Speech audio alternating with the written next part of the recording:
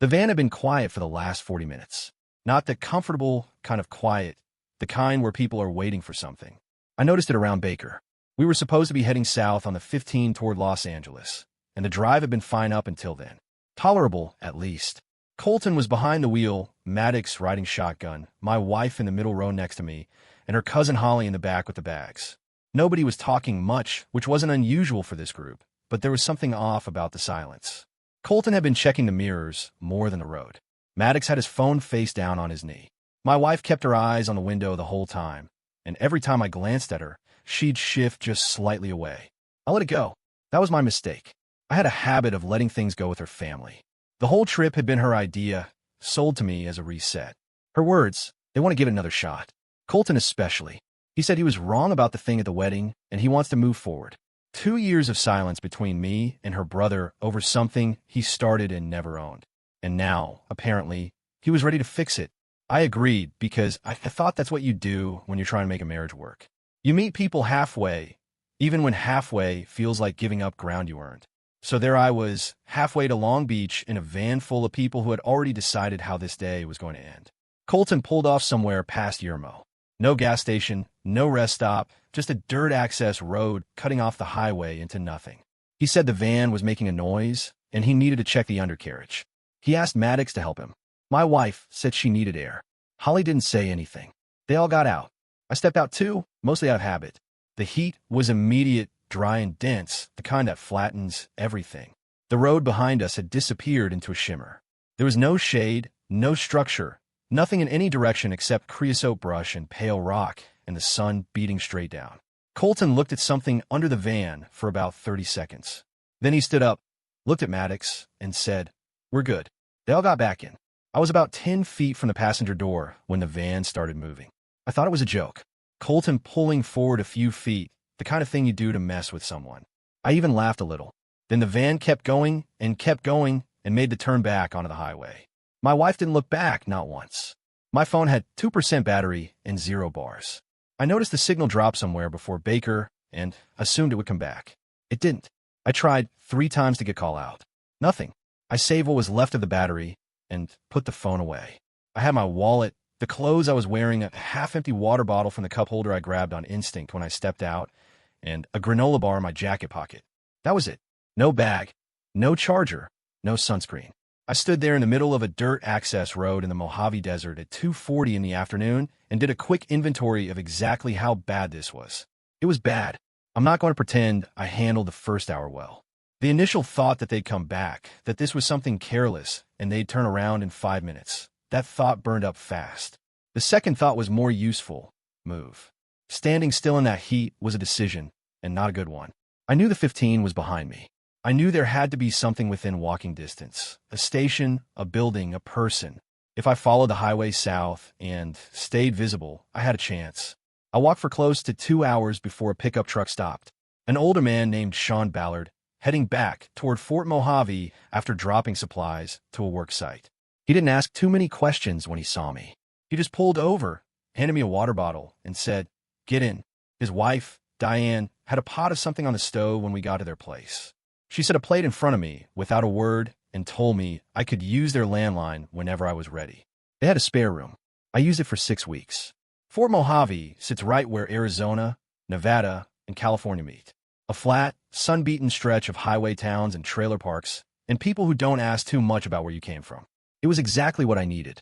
By the end of the first week, I had a clear picture of what I was dealing with. This wasn't an impulse. The detour off the highway, the way they all moved at the same time, the way nobody spoke, that was rehearsed. I don't know when they planned it or exactly what they expected to happen to me out there, but I know they didn't expect me to walk out. That miscalculation was going to cost them everything. I just needed time to make sure it cost them the right way. The story she told went something like this. We got in an argument on the road somewhere past Barstow. He got out to cool off. We drove ahead to give him space and planned to circle back in 10 minutes. By the time we came back, he was gone. We searched for over an hour. We called out. We drove the access roads. Nothing. That was the version she gave the San Bernardino County Sheriff's Office when she filed the missing persons report 3 days after the trip. 3 days, not 3 hours, not that same evening. 3 days. Her explanation for the delay was that she assumed I'd find my way to a gas station and call her. When I didn't, She panicked. I know all of this because Florence told me, piece by piece, over the course of several weeks, but I'm getting ahead of myself. Back in Fort Mojave, I was earning my keep. Sean Ballard knew a property manager 2 towns over who needed someone reliable for maintenance work, fixing HVAC units, patching drywall, unclogging drains, the kind of work that never stops needing to get done. I'd done similar work before, enough to handle most of what came up. The pay was hourly, cash at the end of each week, no paperwork. I didn't need paperwork. I needed to stay invisible. The Ballards weren't curious people, which suited me fine. Diane made coffee every morning and left it on the counter. Sean nodded when I came in at night.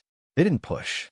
After the first 2 weeks, I started contributing to groceries, picked up what I needed at the Safeway off Highway 95 on my way back from jobs, and somewhere in that routine, the days started moving with a purpose. I used their landline to make 2 calls in the first month. The first was to check whether my bank account had been accessed. It hadn't, not yet. The second call was to Florence. Florence is my half-sister. We have the same father, different mothers, and we grew up in separate households until our late teens, when we figured out we actually liked each other. She's the only family I have that means anything. She is also, without question, the sharpest person I know, the kind of person who notices everything and says nothing until she has a reason to. When I called her, she picked up on the second ring. I said, "It's me." There was a pause, and then she said, very quietly, "I knew it." She hadn't believed the story, not for a single day. She told me that within the first week of my disappearance, she'd gone to my wife directly and asked her to walk through the timeline again, start to finish. My wife had done it, composed, detailed, consistent. Florence listened to every word and walked away, certain it was rehearsed. I told her I was fine. I told her where I was. I told her what I needed from her. And what I needed was for her to keep acting like she didn't know. Keep showing up. Keep letting my wife believe that Florence was grieving and confused and manageable. Florence was quiet for a moment. Then she said, "How long?" I said, "However long it takes to do this right." She said, "Okay, but you owe me." That was the deal. What Florence reported back over the following weeks built a picture that was worse than I'd imagined. Not in terms of the desert. I'd already processed that, but in terms of how far back the planning went. My wife had told her family that our marriage had been falling apart for over a year, that I was difficult, unreliable, financially irresponsible, that she'd been trying to hold things together but had reached her limit. The trip, in her version, was supposed to be a last attempt at peace. And when I stormed out of the van, that was simply the final proof that I was beyond fixing. The people who loved her believed it. Of course they did. She'd been building that version of me for a long time. What she hadn't accounted for was that some of the people she told were not as loyal as she assumed. A coworker of hers named Paige Roth, someone my wife had confided in, apparently more than she should have, mentioned to a mutual acquaintance that my wife had seemed oddly composed in the days right after my disappearance. Not devastated. Composed, like someone managing a situation rather than surviving one. Florence noted it, filed it away, and kept going. Meanwhile, I was working. Every morning, I drove a borrowed Ford pickup to whatever site needed attention that day. A cracked water heater at a rental property near Needles. A broken exterior light at a small motel off the 95. A gate latch at a storage facility outside Bullhead City. The work was straightforward, and it kept me steady. I wasn't building anything yet. I was just staying in one piece while the plan took shape. At night, I'd sit on the Ballard's back porch and think through the logistics. I knew what I wanted. I wanted every single one of them to face a consequence they couldn't negotiate their way out of. Not just my wife, Colton, Maddox, Holly, all of them. They made a group decision, and they needed to carry a group result. The question was how to build something solid enough that none of them could point at the others and walk away clean. I had time for once. In this situation, time was working for me. Disappearing completely is harder than people think. Not physically, but financially. Your name is attached to things. A lease, a bank account, a car registration, a cell phone plan. Any one of those things, touched at the wrong moment, lights up like a signal flare for anyone paying attention. I spent the first 2 weeks in Fort Mojave mapping every account, every subscription, every financial thread that connected me to San Francisco. Then I went quiet on all of it. I didn't close anything. Closing accounts leaves a trail of its own. I just stopped using them. The joint checking account, the credit card with her name on it, the phone number she had for me, all of it frozen. I opened a prepaid account at a local credit union under my own name. There's nothing improper about that. I deposited my weekly cash and operated entirely from there. My wife filed paperwork with the courts 6 weeks after my disappearance to have me declared legally absent. It was a procedural move, Florence explained, something her attorney recommended, so she could begin accessing joint assets without my signature. The filing was public record. Florence pulled it, photographed it, and sent it to the email address I'd set up specifically for this. That filing told me two things. First, she had an attorney working on this quickly. Second, the joint assets. Our savings, the furniture, 2 years of accumulated household items were already in her crosshairs. She wasn't grieving. She was liquidating. Florence was careful. That's the word I kept coming back to when she'd update me. Careful. She didn't push into spaces where she didn't belong. She didn't ask questions that would raise flags. What she did was simpler and more effective. She made herself available. She started showing up at the same Saturday farmers market my wife frequented near the Panhandle. She'd text my wife occasionally, just enough to stay present without being intrusive.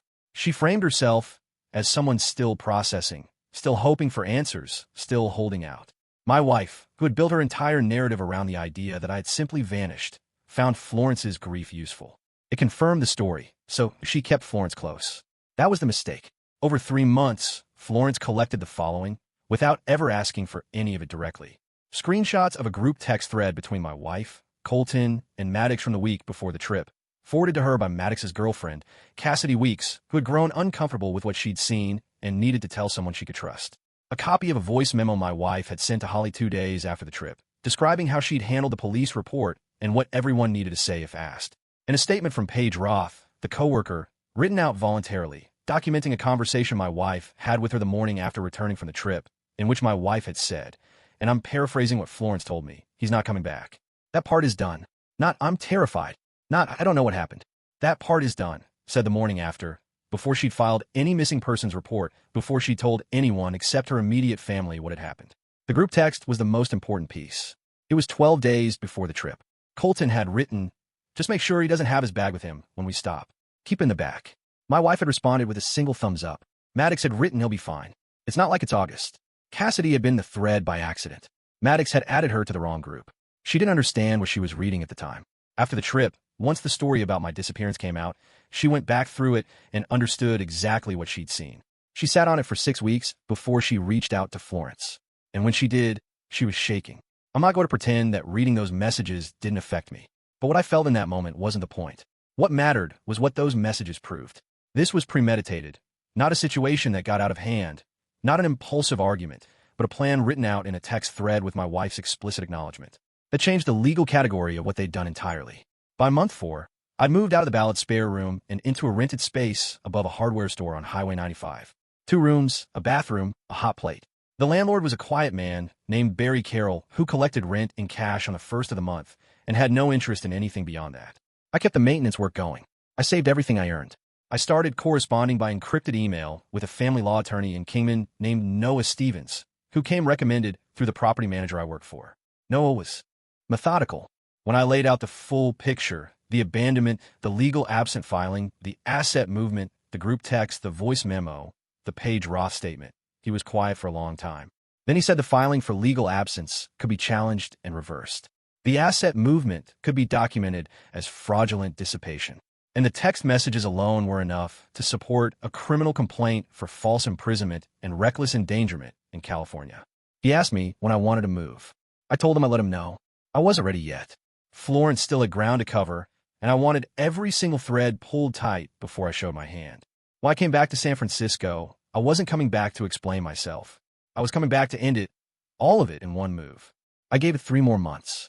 The financial piece came together in month 6, and it was the part one hadn't fully seen coming. Not because the signs weren't there, but because I'd spent years not looking at them directly. My wife had a life insurance policy on me. We'd taken out together 3 years into the marriage. The way couples do, practical, routine, the kind of thing a financial advisor suggests and you sign without much ceremony. The policy was for $240,000. I was the primary insured. She was the sole beneficiary. I had since updated mine to list Florence, but hers, the one she held on me, that one was untouched. Florence found out through Paige Roth, who had known about the policy because my wife had mentioned it during a conversation about finances roughly 2 months before the trip. Paige hadn't thought much of it at the time. After everything that came out, she thought about it quite a lot. I sat with that information for 3 days before I called Noah Stevens. When I did, I didn't have to explain the significance. He already understood. A life insurance policy, a premeditated abandonment in an isolated desert location, a missing persons report filed 3 days late, a legal absent filing 6 weeks after. Each piece alone was explainable. Together, they formed a pattern that a prosecutor would find very easy to present to a jury. Noah said, "This isn't just a divorce case anymore." I said, "I know. That's why I waited." By the time Florence and I had the full picture assembled, the dossier covered 4 distinct areas. The first was the premeditation evidence. The group text, Cassidy's written account of how she came to receive it and what she understood it to mean, and the timeline of communications between my wife, Colton, and Maddox in the 8 days before the trip.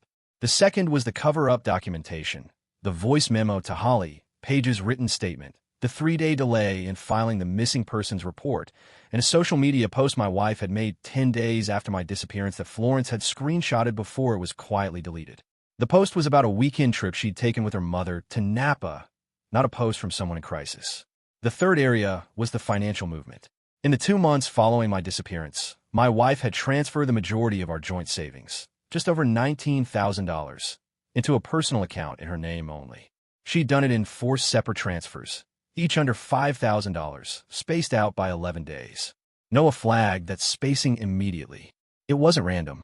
It was structured to stay below the threshold that triggers automatic bank review flags. Someone had advised her on that, or she'd looked it up herself. Either way, it demonstrated intent. The fourth area was Colton specifically. Florence had learned through Cassidy that Colton had been the one to initiate the plan, that the original idea had come from him months before the trip, during a conversation with my wife about what her options were if she wanted out of the marriage without a drawn-out legal process. Cassidy hadn't been present for that conversation, but Maddox had told her about it in a moment of confidence he clearly regretted later. She'd written it down the same night he told her, with a date stamp in her notes app. Maddox's own words, filtered through Cassidy, documented in her phone. It wasn't a confession, but combined with everything else, it filled in the architecture of the thing. Noah filed the challenge to the legal absent declaration in Mojave County, with a certified copy sent to the San Francisco court. The moment that hit the docket, my wife's attorney would see it. That was intentional. It was the first signal, the one that told them something had shifted without telling them what or how much. We gave it 10 days for the paperwork to process and for the news to reach her. Florence monitored the response from her end. What she reported back was not the reaction of someone who felt relieved that her missing husband had surfaced. My wife called her attorney 3 times in 2 days. She called Colton. She called Maddox. There was a dinner at Colton's apartment that Florence wasn't invited to, which meant it was the kind of dinner where they needed to decide on a story and make sure everyone was telling the same one. Too late for that. Noah had been coordinating in parallel with a criminal defense attorney in San Francisco named Anthony Payne, who had experience specifically with false imprisonment cases in California. Anthony reviewed the full dossier and came back with a clear assessment. The group text alone was enough to open a criminal investigation. The financial transfers added fraudulent dissipation to the divorce filing. The insurance policy, combined with the documented premeditation, opened the possibility of charges under California Penal Code 368, dependent adult abuse, as well as a conspiracy charge that could attach to all 4 of them collectively if the prosecution chose to pursue it. Anthony was direct about one thing. The strongest position for all of this was for me to appear in person in San Francisco and make the initial reports myself, not through a representative, not remotely. In person, walking into that police station and sitting across from a detective, very much alive, with a folder of documentation that told a story that had no clean way out for any of them. He said the look on their faces when they found out I was back would be worth the drive alone. I told him I'd already planned something better than a police station for the first moment they saw me.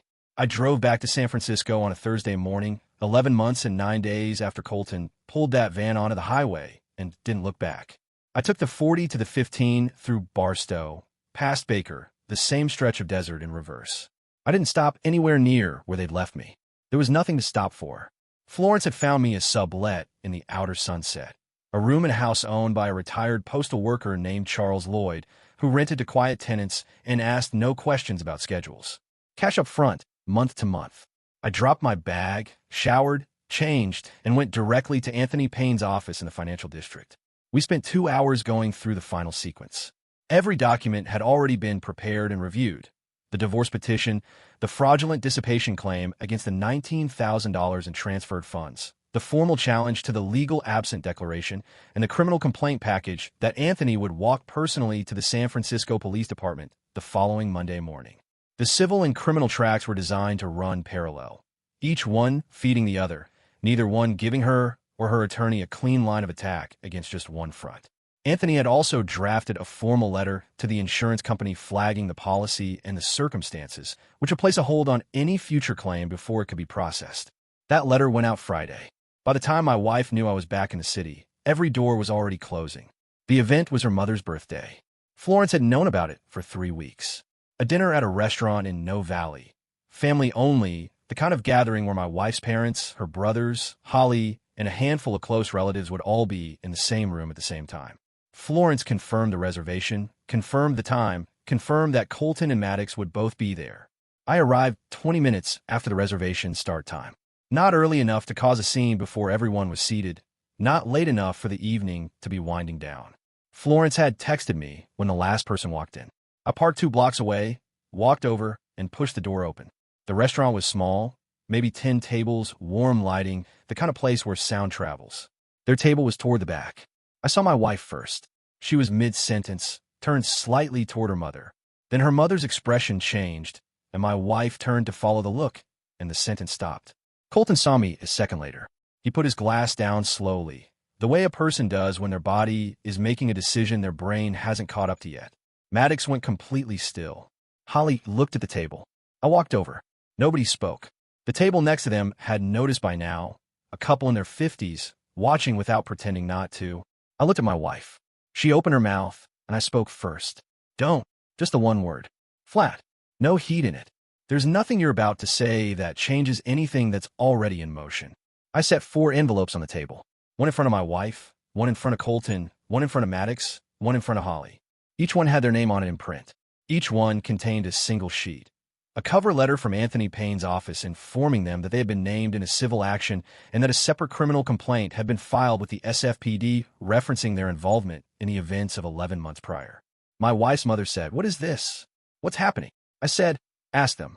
I nodded toward Colton specifically. He's the one who suggested leaving me in the desert. It's in writing.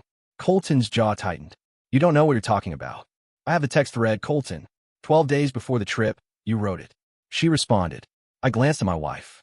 Thumbs up emoji. Very decisive. The table had gone completely silent. Her father was staring at Colton. Her mother had her hand over her mouth. Florence, sitting one table over, having arrived early and positioned herself there, was watching all of it without expression. My wife said, "We need to talk about this privately." "We don't." I picked up nothing. I left nothing. "My attorney will be in touch with yours Monday morning. Read the letter before you call anyone." I turned and walked out. The door closed behind me, and the night air hit cold off the bay. Florence texted me 40 seconds later. 3 words. Her dad left. I walked back to the car. I sat in it for a while with the engine off. The city moving around me the way it always does. Indifferent, continuous, unbothered by any one person's particular reckoning. 11 months. 11 months of silence, of maintenance work in the desert heat, of cash in hand and borrowed trucks, and a hot plate in a room above a hardware store. 11 months of building something they had no idea was coming. And I'd said everything I needed to say in under 90 seconds. I started the engine and drove back to the outer sunset. There was still one chapter left to close. Her attorney called Anthony on Monday morning, 40 minutes after the office opened.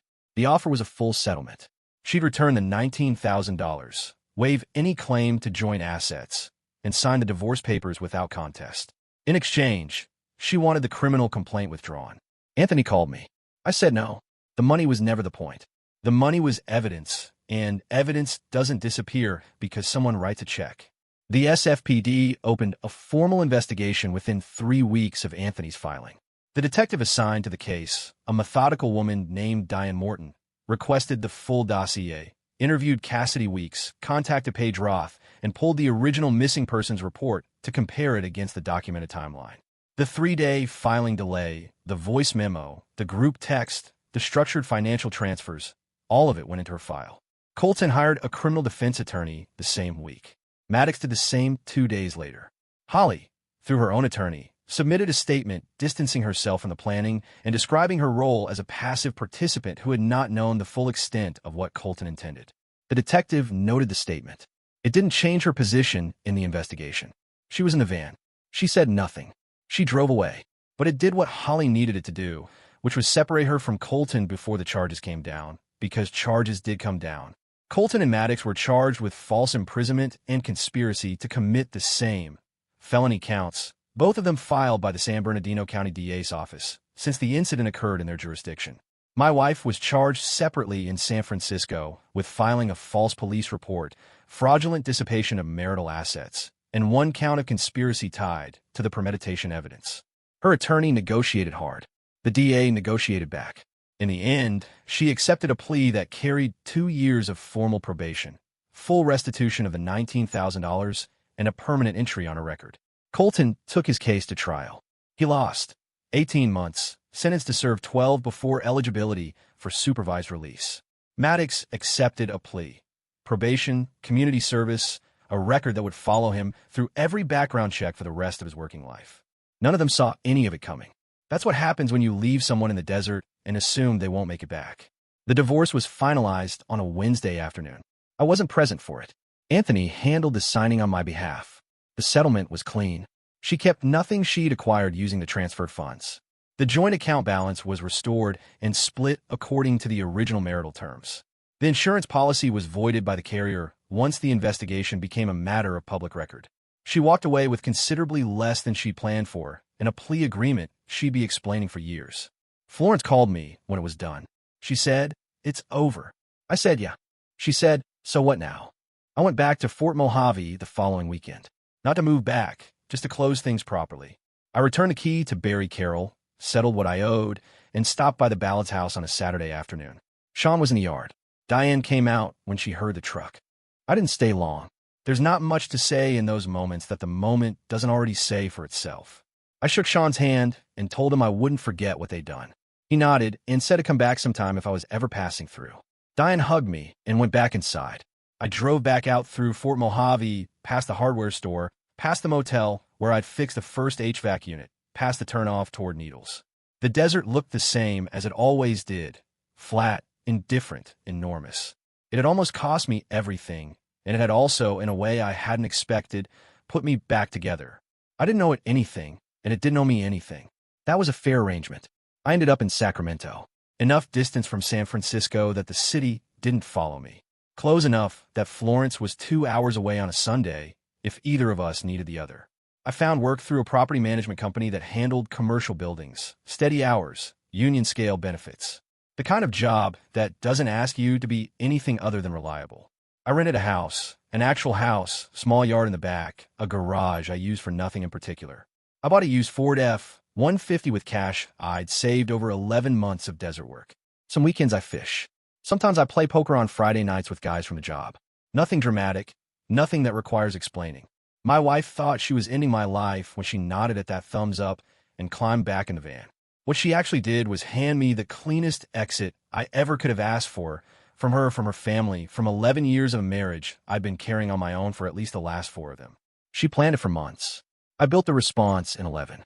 And when it was done, she had a plea agreement, a criminal record, and a story her own family wouldn't look her in the eye about. I had a house, a truck, and Florence 2 hours down the road. I'll take that trade every time. They thought of everything except for the part where he actually survived and had 11 months with nothing to do but plan right back. The desert was supposed to be the end of his story. It turned out to be the beginning of theirs, just not the version they had in mind. Drop a comment below. I want to know which moment hit you hardest. Also, don't forget to leave your like, and I'll see you on the next narrative. See you soon.